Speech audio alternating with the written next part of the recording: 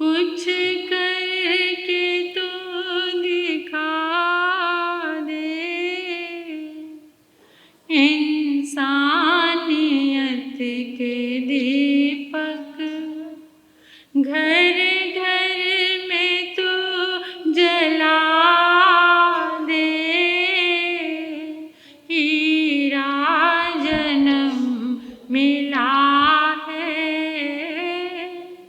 कुछ करके तू दिखा दे, इंसानियत के दीपक घर घर में तू जला दे।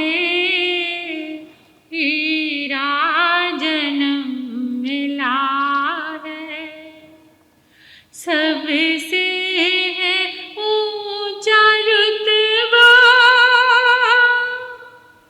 इंसान का जगत में, सबसे है ऊंचा रुतबा इंसान का जगत में। कोई काम नेक कर ले, कोई काम नेक कर ले, जीवन सफल बना ले। हीरा जन्म मिला है, कुछ करके तू दिखा दे, हीरा जन्म मिला है। ढूंढे जिसे तू बाहर, घर में है तेरा दिलबर। ढूंढे जिसे तू बाहर, घर में है तेरा दिलबर। प्रगटेगा एक पल में, प्रगटेगा एक पल में, मैल दिल की मिटा ले। हीरा जन्म मिला है, कुछ करके तू दिखा दे, हीरा जन्म मिला है।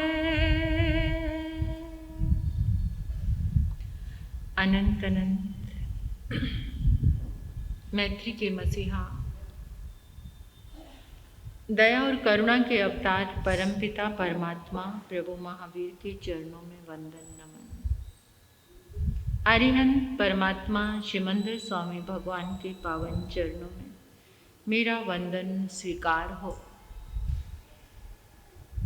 श्री आत्म शिव शमन रतन गुरुवे नमः।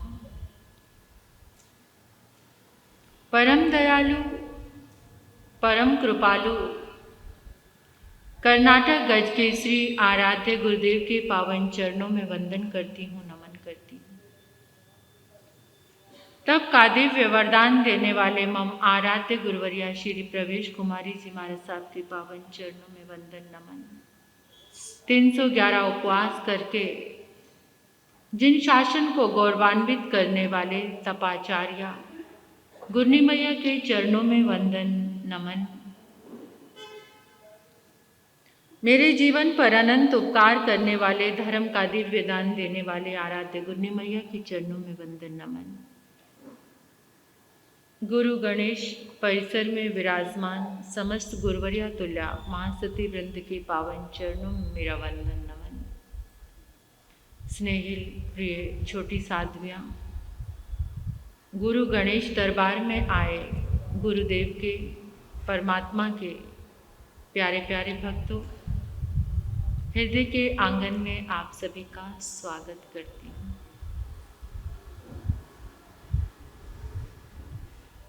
अभिनंदन करती हूँ आप सभी की श्रद्धा का,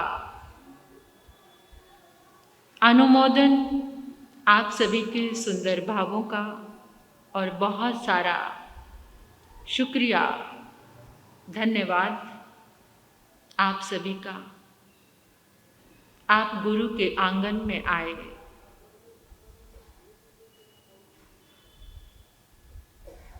गुरु की ऊर्जा से, उनकी कृपा से स्वयं को जोड़ लिया। ये आंगन ऐसा है जैसे ही इस गेट के अंदर आप कदम रखते हैं, गुरुदेव की कृपा आपके ऊपर बरसने लग जाती है। इतना विशाल ऑरा है उनका, पूरा जालना ही नहीं महाराष्ट्र भी धन्य हो रहा है उनकी ऊर्जा कल्याण में। आप सौभाग्यशाली हैं जिनके भीतर ये भाव आ रहा है, एक दिन भी मिस नहीं करना, गुरुदेव के चरणों में आना है। आपको सौभाग्य मिला है। लोग तो दूर दूर से मेहनत करके आते हैं, आपका सौभाग्य खिला है कि आप इसी नगरी में रहते हैं। इसलिए पहचानो वक्त को और जीवन को सफल करने का प्रयास करो। और कुछ नहीं होता, सहजता से जो मिल रहा है, कुछ कदम चलकर आओगे गुरु चरणों में तो भर के ही जाओगे। भाव जगा लेना ऐसा, जो मिला है उसे खोने मत देना, संभालना, आगे बढ़ाना, उससे पाना, ये पुरुषार्थ पर डिपेंड करता है। जब लगन हो, श्रद्धा हो तो मार्ग अपने आप मिल ही जाया करते हैं। श्रद्धा नहीं तो सामने भी भगवान खड़ा हो तो पहचान नहीं पाओ। आपसे एक बात पूछना चाहती हूँ, आप एमडी बनना चाहते हैं या क्लर्क बनना चाहते हैं, प्यून बनना चाहते हैं? क्या बनना चाहते हैं? प्यून बनना चाहते हैं? एमडी बनना चाहते हैं? MD managing director, managing director बनना चाहते हैं आप सभी, या क्लर्क या प्यून, क्या बनना चाहते हो? सच में? क्या बात है, सपने तो बड़े ऊंचे, अच्छे सपने देखने चाहिए, ऊंचे देखने चाहिए। सभी एमडी बनना चाहते हैं। आज परमात्मा की वाणी का एक दिव्य सूत्र आ रहा है, उसमें देखना है कि आप प्यून हैं, क्लर्क हैं या फिर एमडी हैं। वो सूत्र है, काल पड़ी लेहनानंग भंते जीवे किंग जने। दुनिया की सबसे बड़ी ताकत, सबसे बड़ी शक्ति अगर कोई है तो वो क्या है? काल, समय, टाइम। आपके पास टाइम है या नहीं है? टाइम यहां सब जो आए हैं उनके पास टाइम है, अच्छी बात है। वो नजर आ रहा है कि आपके पास टाइम है।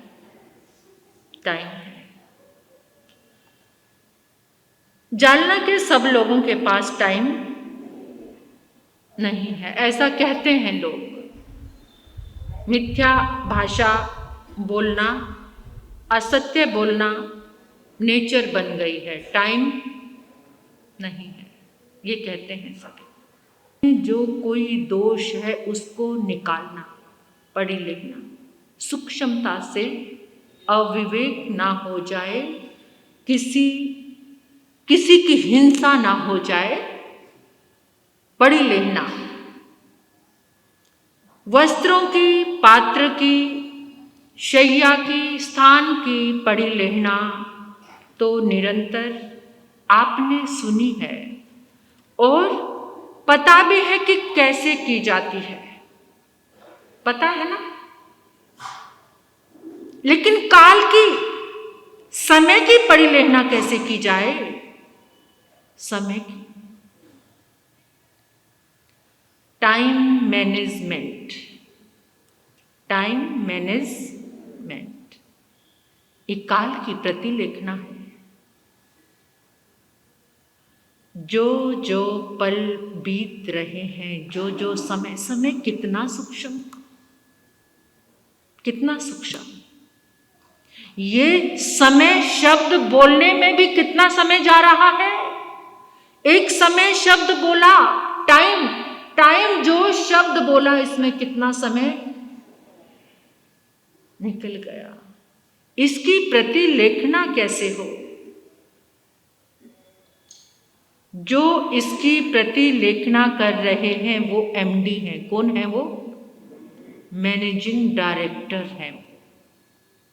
और क्लर्क, काम आ गया तो कर लिया, नहीं तो। और चपड़ासी बेचारा घंटी बजा रहा है या फिर वही सब। हम मैनेजिंग डायरेक्टर नहीं हैं। हम एमडी बनने की इस सूत्र से एमडी बन सकते हैं। जो बीत गया सो ठीक है, जो बचा है कम से कम उसके एमडी बन जाए। समय गुजर रहा है, समय तुम्हारी प्रतिलेखना क्या गुजर कर बचपन से क्या आ गए जवानी में, समय गुजर गया ना उसके ऊपर।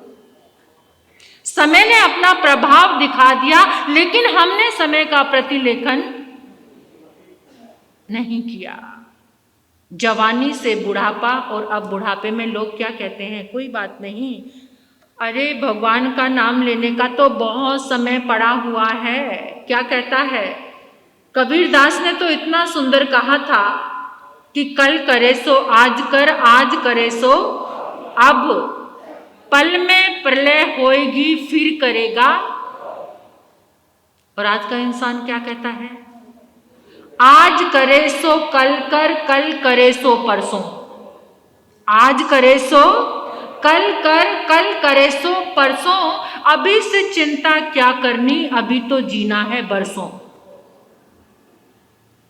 ये आज का इंसान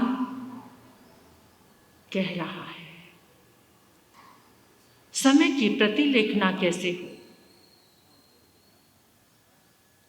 इसके लिए और परमात्मा से जब पूछा कि प्रभु जो समय की प्रतिलेखना करता है उसको क्या फल मिलता है? परमात्मा कहते हैं पढ़ी लेहनाएणं नाना वर निजं कमं खमय खवेई, कि जो काल की प्रतिलेखना करता है उसका ज्ञानावर्णीय जो कर्म है वो क्षय हो जाता है। उस परिलेना में परमात्मा ने ये संदेश दिए हैं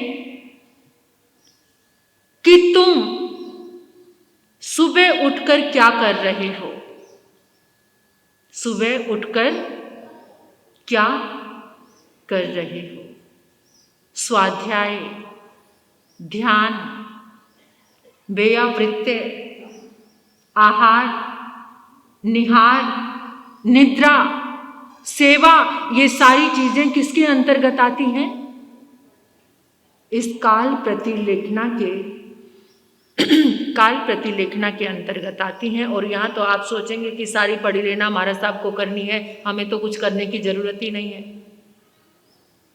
परमात्मा ने सभी को संदेश दिया है कि जो समय जा रहा है वो लौटकर आने वाला नहीं है। इस समय की प्रतिलेखना जो करता है अपने आप ही उसका ज्ञानावर्णीय कर्म क्षय होने लग जाता है। ज्ञान कुछ भी करना नहीं पड़ता, क्योंकि ज्ञान अज्ञान ने हमें आवृत कर रखा है, हमें ढका हुआ है। और जैसे जैसे समय पे सब चीजों को करना, समय पे काल कालं काले समायरे, ये सूत्र प्रभु ने दिया। कालं काले समायरे, कि हर एक कार्य को तुम्हें समय पर करना है। स्वाध्याय के समय स्वाध्याय, ध्यान के समय, और इन चीजों से तो इंसान बहुत दूर है। आज किसके पास तो ना स्वाध्याय का समय है, ना ध्यान का समय है, ना सेवा का समय। सेवा की बात तो बहुत दूर है। किसी को एक पानी का गिलास पिलाने की फुर्सत इंसान के पास, क्योंकि सारा समय किसने ले लिया है? किसने ले लिया? मोबाइल ने ले लिया है सारा समय। सारा का पूरा समय अपनी जितनी देर सामायिक में बैठे कितने लोग हैं जो यहाँ पर भी मोबाइल लेकर आते हैं। Unwanted habit. यहाँ पर मोबाइल लेकर आने की आवश्यकता नहीं है। मैं देखती हूँ जब जाते हैं, यहाँ से निकलते हैं, चल रहे हैं और मोबाइल, और कहीं ठोकर भी लग जाए तो पता नहीं लगता। ये अनवांटेड हैबिट है, इसकी आवश्यकता नहीं है। यहाँ पर मोबाइल लाने की जरूरत थोड़े समय। अब आज प्रतिज्ञा कर लेना कि 8 दिन के लिए मोबाइल का पचखान कौन कौन करेंगे। 8 दिन के लिए कोई जरूरी कॉल रख सकते हो, व्हाट्सएप नहीं देखना, फालतू का फेसबुक नहीं चलाना, कम से कम 8 दिन तो सुधर जाना। 8 दिन के लिए अपने 8 दिन सारे के सारे काल को, समय को परमात्मा के चरणों में समर्पित कर देना। 8 दिन के लिए प्रतिज्ञा कर लेना। वैसे 28 नहीं कर सकते तो मोबाइल की 28 कर लेना, जिनसे कुछ नहीं होता। ये तो कर सकते हो, इतना तो कर ही सकते हो। ब्रिज पे तो कर ही लेंगे। जो मोबाइल नहीं वापरते, कम वापरते हैं, उनकी बात नहीं कर रही मैं। जो चिपके रहते हैं हर समय, अपने समय को नष्ट कर रहे हैं, या फिर कुछ विवेक मर्यादा कर सकते हो। 1 घंटा चलाना है, उसके बाद नहीं चलाना। या फिर दिन में चलाना है, रात्रि का पूरा पचखान। जैसे ही सूर्य अस्त होता है, मोबाइल का चौविहार। क्या? मोबाइल का चौविहार कर लेना। जैसे सूर्य अस्त होने से पहले उसका त्याग कर लेंगे। कारसी भी करा दो। या दिन में क्या करो, रात्रि के 2 घंटे चला लेना। कुछ तो मर्यादा करना, ये जरूरी है। इन 8 दिन में जो अभी तक काल की प्रतिलेखना नहीं हुई, कम से कम इन 8 दिनों में जितनी जिंदगी बिताई है, उसकी बैठ के प्रतिलेखना, एक एक पल को याद कर लेना। कहाँ पर मर्यादा को भंग किया है, किस किस चीज का अधिकता से सेवन किया पागलपन के साथ, उसकी प्रतिलेखना झाड़ देना। जो अंदर चिपका हुआ है ना, इतना सब कुछ, इतने सालों का, हर रोज हर घंटे में उसको झाड़ना। हर घंटे में अपने आप को काल का सदुपयोग कैसे करना है। इन 8 दिनों में तो मानस बन गया ना कि थोड़ा व्यापार को भी सीमित, या इन 8 दिनों में भी जो पागल बने रहेंगे वो हर जिंदगी में पागल ही रहेंगे। फिर इन 8 दिनों में भी लास्ट टाइम वो पागलपन इतना परेशान करेगा कि जिंदगी के क्षण हॉस्पिटल को ही समर्पित हो जाएंगे। इसलिए थोड़ा जाग जाना। हर एक घंटे में काल की प्रतिलेखना कैसे? परमात्मा ने तो हर क्षण में कहा है, हर क्षण में, लेकिन वो क्षण कहाँ आज हमारे पास? परमादी इंसान के पास क्षण का कोई हिसाब ही नहीं है। लेकिन हर घंटे में ये तो सोच सकते हो, इस घंटे में मैं जिंदा हूं, मैं जीवित हूं। हर घंटे में नश्वरता का ख्याल करना, ये काल प्रतिलेखना है हर घंटे के साथ। और मुस्कुरा देना, इस घंटे में मैं जिंदा हूं। रात में अपने आप को जिंदा देखकर मुस्कुरा देना। इस पूरी दुनिया में हर रोज हर रात को 10 लाख लोग उठ नहीं पाते हैं, सुबह उनकी आंख नहीं खुलती और आपकी आंख खुलती है। तो उस काल की प्रतिलेखना करना कि इस नश्वरता के साथ मैं इस समय में जिंदा हूं, जिंदा हूं। और जब ये भान हो जाएगा ना, तो काल के साथ जितनी आसक्ति जुड़ी हुई है ना, वो छूटनी। कभी गहराई से चिंतन करके देखो कि इतने साजो सामान किसके लिए, इतना पागलपन जो आ रहा है किसके लिए? जब वास्तविक रूप में मौत याद आती है तो सब कुछ बेकार, सब चीज से मोह भंग और एक सेटिस्फेक्शन आती है, संतोष। तुम्हारी मौत की याद तुम्हें संतोष देती है। उस संतोष में जितनी दुनिया की भाग दौड़ चल रही है वो कम होने लग जाती है। एक पल में जागा हुआ व्यक्ति कितने अनर्थों से बच जाता है। यहाँ पर सब महापुरुष कह रहे हैं कि प्रति घंटे ये एहसास करो कि मैं जिंदा हूं। 1 घंटा और मुझे मिला है। कभी सोचते हैं? घंटे का तो ख्याल ही नहीं है। मोबाइल लेकर बैठते हैं, ऊपर नीचे ये चल रहा है। कितने घंटे जा रहे हैं। उसने बहुत सुकून दिया है तो बहुत दुख भी दिया है, क्योंकि हमने अतिक्रमण कर दिया है उसको यूज करने में। हर एक सामान, हर एक वस्तु तुम्हारी सुख सुविधा के लिए मिली थी, लेकिन तुमने अतिक्रमण इतना ज्यादा कर दिया कि वो दुख देने वाली। शरीर की शक्ति भी जा रही है, परिवार भी छिन्न भिन्न हो रहे हैं और अधर्म भी हो रहा है। इसलिए इन 8 दिनों के अंदर कुछ उस मोबाइल को छोड़कर खुद को मोबाइल बना लेना, खुद को। क्योंकि जो अनावश्यक है उसको डिलीट करना है इन 8 दिनों में। मोबाइल में क्या करते हो? कॉलिंग, सबसे ज्यादा प्रयोग कॉलिंग के लिए करते हो। तो इन 8 दिनों की कॉलिंग किसके साथ? खुद को मोबाइल बनाओ, खुद को, अपने आप को मोबाइल बनाकर उसी मोबाइल के सिस्टम को अपने ऊपर यूज करो।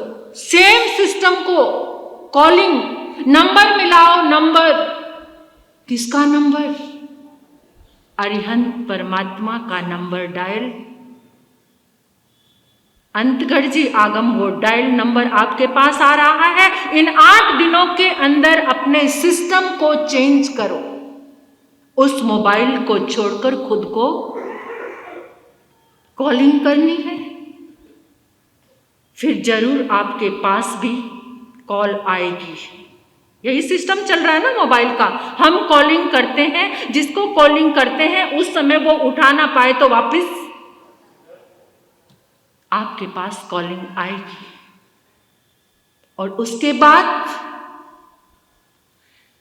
आपका YouTube पर आप ऑनलाइन क्या सुनते हैं? महाराज साहब के क्या सुनेंगे? तो आपके भीतर भी एक YouTube है, Instagram है, WhatsApp है आपकी जिंदगी के, आपके अंदर। उसमें आपको एक सावधानी रखनी है। जो आपके व्हाट्सएप पे अच्छा मैसेज आएगा बिल्कुल आपको सिर्फ वही मैसेज खोलना है, और दूसरा मैसेज, और इंस्टाग्राम भी इसी मोबाइल के अंदर ही है, आपके अंदर। इंस्टाग्राम में कौन सा वीडियो, आप कल से जो सुनना शुरू करेंगे उसी वीडियो को आपको डाउनलोड करना है। अपलोड एंड डाउनलोड, ये मोबाइल में अपलोड और डाउनलोड। और फिर आपको अपलोड करना है किसके लिए? अपने बच्चों को दिखाने के लिए, अपने परिवार के लिए। कुछ ऐसी अपलोडिंग जो वीडियो आपको यहां से मिलेगा उसको अपलोड करके सबको, अपनी जिंदगी को 8 दिन के लिए मोबाइल बना के रखोगे? बोलो, बनाएंगे? जो फालतू का, जिससे ये मोबाइल आपका हैंग हो रहा है, बहुत हैंग हो रहा, बहुत। सोच कर देखो कितना हैंग हो रहा है, इतना कुछ भरा हुआ है। कल से वो सारा डिलीट, रिफ्रेश क्या करना है? करोगे? रिफ्रेश करना है कल से। आज तैयारी कर लो। किसान बड़ा खुश होता है जब उगाई के दिन आते हैं। ये उगाई के दिन है हमारे, हमने जो अपनी खेती करनी है उसकी उगाई के दिन है। तो पहले दिन बीज बोने से पहले धरती को, आज अच्छे से इस धरती को जोत लेना। आज सारे कंकर पत्थर निकाल देना, फालतू की जो घास है, कचरा है, उसको, इस मनोभूमि को इतने सुंदर ढंग से तैयार कर लेना। इसके लिए देखो आज कितना प्यारा सूत्र आया है काल प्रतिलेखना का। बहुत गहराई से उन सारी चीजों को, बहुत शौक है मोबाइल का, तो आज से मोबाइल बन जाते हैं 8 दिन के लिए। और उस बाहर वाले को, अंदर वाला तुम्हारे साथ रहेगा, बाहर वाला तो धोखा दे जाएगा, लेकिन अंदर वाला धोखा नहीं देगा। अंदर वाले के लिए तैयार हो जाओ। एक पल संवार सकता है काल की गरिमा को समझो, काल के महत्व को समझो, समय के डायरेक्टर बनो, एमडी बनो। अपनी जिंदगी के, अपने वक्त के, सारा वक्त दूसरे के हाथ में सौंपा हुआ है। जिंदगी का रिमोट आज तक दूसरे को थमाया हुआ है। दूसरे ने अच्छा कह दिया तो मुस्कुराने लगे, दूसरे ने कुछ कमी बता दी तो पूरा दिन मुंह लटका लिया। अपनी जिंदगी का रिमोट अपने हाथ में संभालो, थामो, किसी दूसरे के हाथ में मत। ठीक है, दुनिया चल रही है, चलती रहने दो, परवाह नहीं, लेकिन खुद को एहसास करो कि समय के एक एक पल में मैं जाग रहा हूं। एक राजा बूढ़ा होने लगा तो उसने सोचा कि बहुत बड़ा एक फंक्शन कर लेता हूं। उसने बहुत बड़े फंक्शन का आयोजन किया।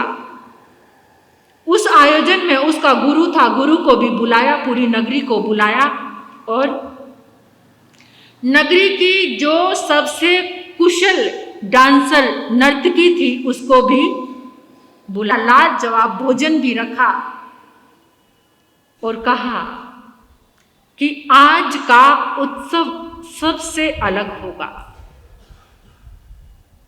नर्तकी बड़ी खूबसूरत थी, गुरु भी आ गए, पूरी प्रजा भी बैठी हुई है, उत्सव चल रहा है, नृत्य चल रहा है। पूरी रात को ऐसा जश्न मनाया, रात भर वो नर्तकी भी नाच रही है, बहुत सुंदर नृत्य कर रही है। जो गुरु है वो भी देख रहे हैं, राजा की राजकुमारी भी बैठी है, राजा का पुत्र युवराज भी बैठा हुआ है। एक व्यक्ति तबला बजा रहा था, क्योंकि तबले की धुन पर वो थिरक रही थी। अब उस नर्तकी ने क्या देखा कि जो तबला मास्टर है उसको थोड़ी नींद आ रही है। नर्तकी ने सोचा सारी मेहनत खराब हो जाएगी, तो उसने एक सुंदर ढंग से एक दोहा गाया। उस दोहे में क्या गाया? बहुत गई थोड़ी रही, थोड़ी भी अब जाए। बहुत गई थोड़ी रही, थोड़ी भी अब जाए। एक पलक के कारणे मत तू कलंक लगाए। एक पलक के कारणे मत तू कलंक लगाए। एकदम जैसे ही तबला मास्टर ने सुना और एकदम हड़बड़ाकर पूरी नींद उसकी गायब हो गई। उसी समय जो गुरु था वो उठा। राजा ने जितनी मोहरें गुरु के आगे रखी थी उसने क्या किया? सारी मोहरें लाकर नर्तकी के चरणों में चढ़ा दी। उधर से राजकुमारी उठी। राजकुमारी ने क्या किया? अपने गले से 9 लखा हार निकाला और नर्तकी के पास लाकर रख दिया। राजकुमार भी उठा और उसने अपना मुकुट उतारा और नर्तकी के चरणों में लाकर रख दिया। राजा कहता, ये पागल हो गए, इस नर्तकी ने क्या कर दिया? ये तो मेरे सारे राज्य को लूट कर ले जाएगी, इसने तो सबके ऊपर जादू कर दिया, इसने ये क्या बोला? तो उसने कहा, रुक, अब कोई नृत्य नहीं, तू नर्तकी नहीं, कोई जादूगरनी लगती है। कहती, क्यों महाराज, क्या हुआ? अभी तूने ये जो गाया था, ये गाकर क्या जादू किया, मुझे बता। वो कहने लगी, महाराज मैंने कोई जादू नहीं किया, मैं तो सिर्फ जाग रही थी और जगा रही थी। मैं तो सिर्फ जाग रही थी और जगा रही थी। गुरु उठा और गुरु ने आकर राजा को कहा कि राजन, ये नर्तकी मेरे लिए बहुत उपकारी है। क्या हुआ? कहते, मैं भटक गया था, रात भर आकर नाच गाने देख रहा हूं। मैंने अपने समय को बर्बाद कर दिया, इसने मुझे जगा दिया, मैं जाग गया। अब एक पल भी, बहुत गई थोड़ी रही, थोड़ी भी अब जाए। एक पलक के कारणे मत तू कलंक। मैंने जीवन में बहुत इतना समय नष्ट कर दिया, कितना कलंक ले लिया, अब और नहीं। राजकुमारी भी कहने लगी, पिताजी मैंने भी इसको 9 लखा हार इसलिए दिया है, आपने मेरी तरफ ध्यान नहीं दिया, समय पर मेरा विवाह नहीं किया। आज ही रात्रि बीतने के बाद मैं महावत के साथ भागने वाली थी, और जैसे ही इसने गाया, ये तो मेरी गुरु हो गई। एक पलक के, एक समय के लिए मैं कलंक लगाने ही वाली थी कि इससे मैं बच गई। युवराज भी कहने लगा, पिताजी, पापा,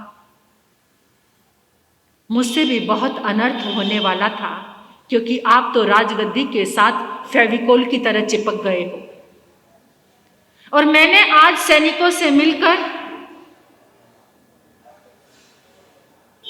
आपको ही खत्म कर देना था, अंजाम दे देना था। आज मैंने जो सोचा था, इसने मुझे बचा लिया, इसलिए ये मुकुट, ये एक समय होता है, ये समय की प्रतिलेखना, एक निमित्त मिल जाता है तो हम समय की प्रतिलेखना करने के लिए तैयार हो जाते हैं। तो हमें भी परमात्मा की वाणी निमित्त मिली हुई है पल पल प्रतिलेखना करने के लिए, और जो ये प्रतिलेखना कर लेता है सहजता से ही, प्रतिलेखना में सब चीज़ें आ जाती हैं।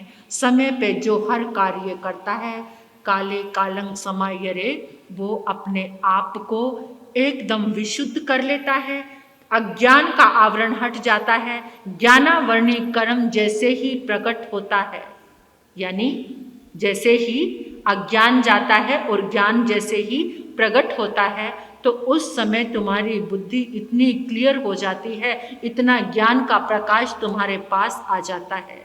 फिर उस आलोक में जो दिखता है वहाँ पर सारे काल समाप्त, काल की धारणाएं ही खत्म हो जाती हैं। फिर ऐसी स्थिति में आकर ये आत्मा टिक जाती है कि जहाँ आलोक ही आलोक है, प्रकाश ही प्रकाश है। तो कल के दिन की सुंदर तैयारी हम सभी ने करनी है। वो विषय आ रहा है हमारे सामने। अब गुरनी मैया के मुखारविंद से आप श्रवण करेंगे। ओम शांति।